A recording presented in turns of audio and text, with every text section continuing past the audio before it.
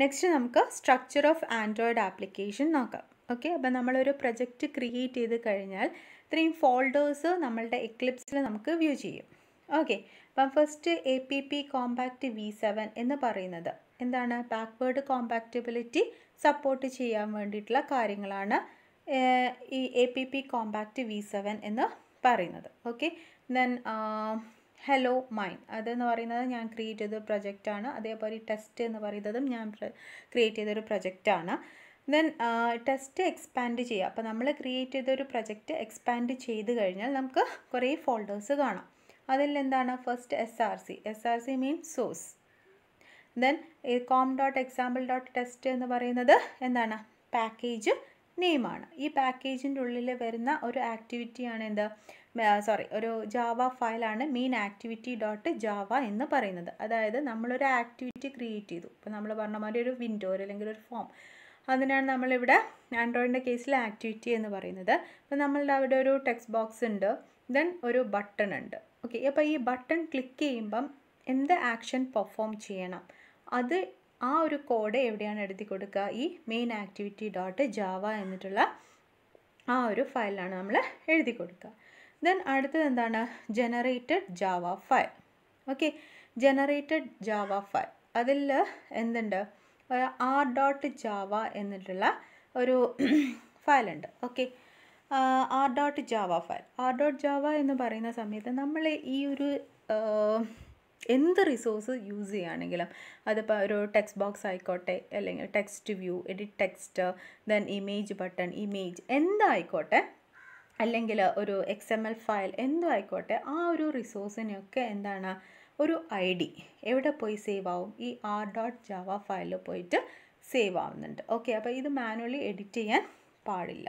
Okay, ഈ Android support V7 APP compact അതെന്ന് പറയുന്നത് നമ്മളുടെ കോമ്പാക്റ്റബിലിറ്റി, അതിന് വേണ്ടിയിട്ടുള്ളതാണ്. ബാക്ക്വേർഡ് കോമ്പാക്റ്റബിലിറ്റി ഓർമ്മയില്ലേ? ബാക്ക്വേർഡ് കോമ്പാക്റ്റബിലിറ്റി എന്താണ്? മിനിമം SDK, ദെൻ മാക്സിമം അല്ലെങ്കിൽ നമ്മുടെ ടാർഗറ്റ് ഫയൽ. ഇപ്പോൾ മിനിമം SDK എന്ന് പറയുന്നത് നമ്മളെ ഫ്രയോ, ദെൻ മാക്സിമം എന്ന് പറയുന്നത് നമ്മളുടെ ആൻഡ്രോയിഡ് കിറ്റ്കാറ്റ്.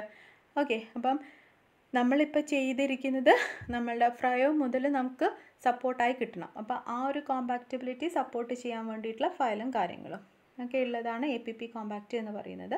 ഓക്കെ, അതിലൊരു r.java വരുന്നുണ്ട്. ഈ നമ്മൾ ക്രിയേറ്റ് ചെയ്ത എന്താണ്? ടെസ്റ്റ്. ഓക്കെ, അതിൽ വരുന്ന ഒരു r.java. ഇതിലാണ് ഇപ്പോൾ നമ്മൾ ഒരു ടെക്സ്റ്റ് വ്യൂവും എഡിറ്റ് ടെക്സ്റ്റും അല്ലെങ്കിൽ ഒരു XML ഈ ഒരു ഇതിൽ എന്തൊക്കെ വരുന്നോ അതൊക്കെ എന്താണ്? ഈ r.java ഫയലിൽ പോയിട്ട് എന്ത് ചെയ്യും? സേവ് ആവും. Okay, then ID. Okay, ID ആണ് ഈ r.java പോയിട്ട് സേവ് ആവുന്നത്.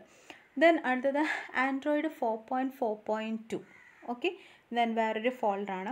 ഇവിടെ ഈ ഫോൾഡേഴ്സായി കാണിക്കുന്നത് എല്ലാം എന്താണ്? ക്ലാസ്സുകളാണ് കേട്ടോ, എല്ലാം ക്ലാസ്സുകളാണ്. ഓക്കെ, ദെൻ ഇതെന്ന് പറഞ്ഞു കഴിഞ്ഞാൽ എന്താണ്? Building library ഫയൽസുകളാണ്.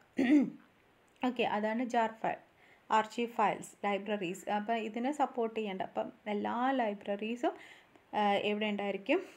ക്ലാസ്സുകളും കാര്യങ്ങളൊക്കെ android.jar എന്ന് പറഞ്ഞിട്ടുള്ള ഈ ഒരു ജാർ ഫയൽ ഉണ്ടായിരിക്കും. അത് കീപ്പ് ചെയ്യുന്നതാണ് ഇവിടെ ഈ ആൻഡ്രോയിഡ് 4.42 എന്ന് പറഞ്ഞിട്ടുള്ള ആ ഒരു ഫോൾഡറിൽ. Okay, then Android private libraries. Then asset എന്ന് പറയുന്നത് നമ്മൾ യൂസ് ചെയ്യുന്ന എല്ലാ ഡേറ്റാബേസ്, HTML ഫയൽസ്, അങ്ങനത്തെ എന്തൊക്കെ ഫയൽസ് ഉണ്ടോ അതൊക്കെ നമ്മളുടെ അസെറ്റിലാണ് വരുന്നത്. ബിന്നിലാണ് നമ്മളുടെ എന്തൊക്കെ വരുന്നത്? ബിന്നിൽ റിസോഴ്സ്, അതിലാണ് ആൻഡ്രോയിഡ് മാനിഫെസ്റ്റ് ഫയൽ. അതുപോലെ തന്നെ എന്താണ്? നമ്മളുടെ APK file.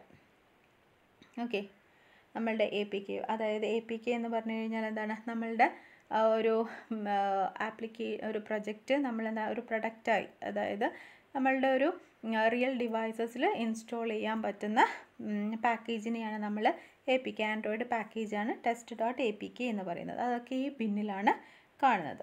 Okay, then resources എന്ന് പറഞ്ഞു കഴിഞ്ഞാൽ എന്താണ്? ഡ്രോയബിൾ, നമ്മളുടെ ഇമേജും കാര്യങ്ങളൊക്കെ നമ്മൾ ഈ ഡ്രോയബിളിലാണ് കൊണ്ടിടുന്നത്.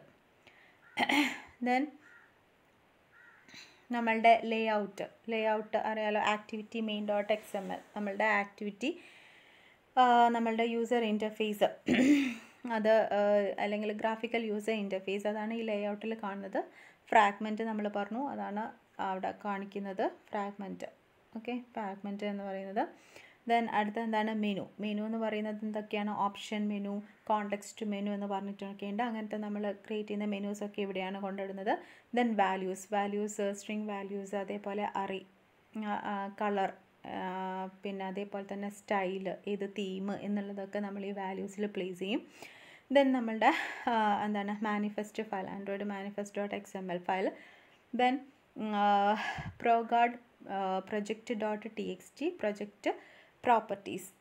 ഇത് പ്രൊജക്റ്റ് പ്രോപ്പർട്ടീസ് ഇതിൽ വരുന്നത് എന്താണെന്ന് വെച്ചാൽ നമ്മൾ ഏതാണ് ടാർഗറ്റ്, നമ്മുടെ പ്രൊജക്റ്റിൻ്റെ ഡീറ്റെയിൽസ്, ഏതാണ് ടാർഗറ്റ്, ഏതാണ് കോമ്പാക്റ്റ് ആയിട്ടുള്ള ഫയൽ, അങ്ങനത്തെ കാര്യങ്ങളൊക്കെയാണ് project.properties വരുന്നത്. ഓക്കെ, അപ്പം നമുക്ക് ഇതിൻ്റെ ഓരോന്നിനെ പറ്റിയും നമുക്ക് ജസ്റ്റ് ഒന്ന് വായിച്ചു പോകാം. Okay,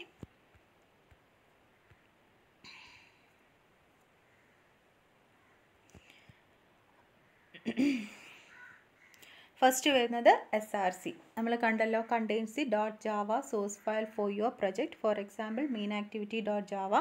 This file is the source file for your activity. In this file, we will write the code for our application. Then next വരുന്നത് activity. An activity is a window that contains the UI, user interface of your application. An application can have 0 or more activities. Okay, 0 or more activities. The main aim of an activity is to interact with the user. Okay, then next വരുന്നത് ഇവിടെ പറയുന്നത് ഈ ഒരു activity main.xml നമ്മൾ എവിടെയാണ് കാണുന്നത്? നമ്മൾ കണ്ടു റിസോഴ്സിൽ ലേഔട്ട്, അതിലാണ് ആക്ടിവിറ്റി main.xml കാണുന്നത്. Okay, RES. This RES folder contains all resources used in your application. Then next പറയുന്നത് RES drawable, അതായത് നമ്മളുടെ ബിറ്റ് മാപ്പ് files, image files, shapes, animation, ഇതൊക്കെ ഡ്രോയബിൾ എന്ന് പറഞ്ഞിട്ടുള്ള പാർട്ടിലാണ് കാണുന്നത്. ദെൻ RES drawable HPDI എന്താണ്? High dots per inch density, all graphics of higher resolution go here. അതായത് ഇപ്പോൾ നമ്മളുടെ സ്ട്രക്ചറിൽ നമ്മൾ എടുത്ത് നോക്കിയാൽ കാണാം, നമുക്ക് ഇവിടെ HDPI റിസോഴ്സിൽ ഡ്രോയബിൾ HDPI, ഡ്രോയബിൾ LDPI, then MDPI, XHDPI, XSHDPI എന്നൊക്കെ പറഞ്ഞിട്ട് കാണാം. അതായത് ഇപ്പം നമ്മളൊരു ഇമേജ് നമുക്ക് വേണം, അപ്പം നമ്മൾ എന്ത് ചെയ്യും? ആ ഇമേജ് എന്ന് പറയുന്നത് ഇപ്പോൾ ഇമേജ് അല്ലെങ്കിൽ എന്തെങ്കിലും ലോഗോ എന്തോ ആണെങ്കിലും അതൊക്കെ ഈ ഡ്രോയബിൾ HDPIയിലും LDPIയിലും MDPIയിലും XHDPIയും XSHDPIയിലും ഒക്കെ നമ്മൾ എന്ത് ചെയ്യും? പ്ലേസ് ചെയ്ത് വെക്കും. ഓക്കെ, അതിൻ്റെ സെയിം ഒരു കോപ്പി ഇതിലൊക്കെ പ്ലേസ് ചെയ്യും. എന്തുകൊണ്ടാണത്?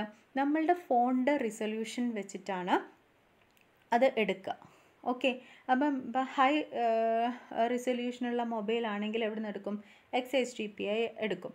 ദെൻ ലോ റിസൊല്യൂഷൻ ആണെങ്കിൽ LPDI, മീഡിയം ആണെങ്കിൽ MDPI, അല്ലെങ്കിൽ ഹൈ ഭയങ്കര റിസൊല്യൂഷൻ ഉള്ളെങ്കിൽ XHDPI, അതിൽ മാക്സിമം ആണെങ്കിൽ XHDPI. ഓക്കെ, അപ്പോൾ അങ്ങനെ റിസൊല്യൂഷൻ വെച്ചിട്ട് എടുക്കാൻ വേണ്ടിയിട്ടാണ് ഈ ഡ്രോയബിൾ പല പാർട്ടുകളുള്ളത്, HDPI, LDPI എന്നൊക്കെ പറഞ്ഞിട്ട്. ഓക്കെ, അപ്പോൾ നമ്മളൊരു ഇമേജ് യൂസ് ചെയ്യുമ്പം നമ്മളുടെ ഇപ്പം ഫോണിൽ നമ്മളൊരു ലോഗോ ഇമേജോ എന്താണെന്ന് വെച്ചാൽ അത് യൂസ് ചെയ്യുമ്പം അത് എന്താണ്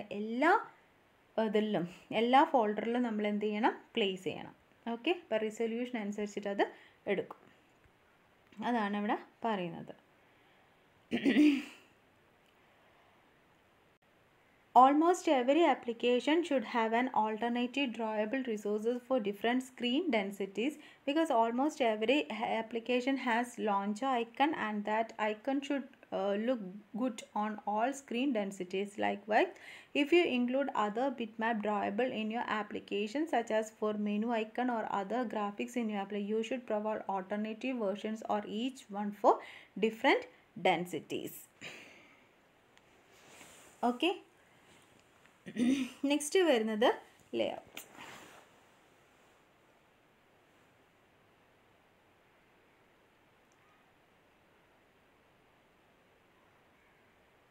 നെക്സ്റ്റ് വരുന്നത് ലേഔട്ട്. ലേഔട്ടിൽ നമ്മൾ കണ്ടു എന്താണ്? XML files that defines user interface layout, അതായത് നമ്മളുടെ ആക്ടിവിറ്റി ദെൻ മെനുവിൽ പറയുന്നത് സമയത്ത് XML files that define application menu such as option menu, context menu or sub menu.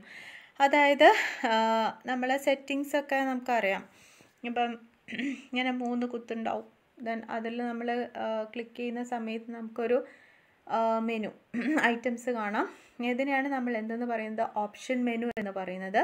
Context menu എന്ന് പറഞ്ഞു കഴിഞ്ഞാൽ നമുക്കൊരു ബട്ടണൊക്കെ ഉണ്ടെങ്കിൽ അതിൻ്റെ മേലെ നമ്മൾ ലോങ് പ്രസ് ചെയ്ത് കഴിഞ്ഞാൽ നമുക്ക് ഒരു സെറ്റ് ഓഫ് ഐറ്റംസ് നമുക്ക് ഡിസ്പ്ലേ ആവാം. അതാണ് നമ്മളുടെ എന്തെന്ന് പറയുന്നത്? കോണ്ടെക്സ്റ്റ് മെനു എന്ന് പറയുന്നത്. ഓക്കെ. ദെൻ റിസോഴ്സിലുള്ള വേറെ ഒന്നാണ് എന്ത്? Values. It is intended for resources, അതായത് constant storage of different types. Okay, constant storage. We will look through string and array types.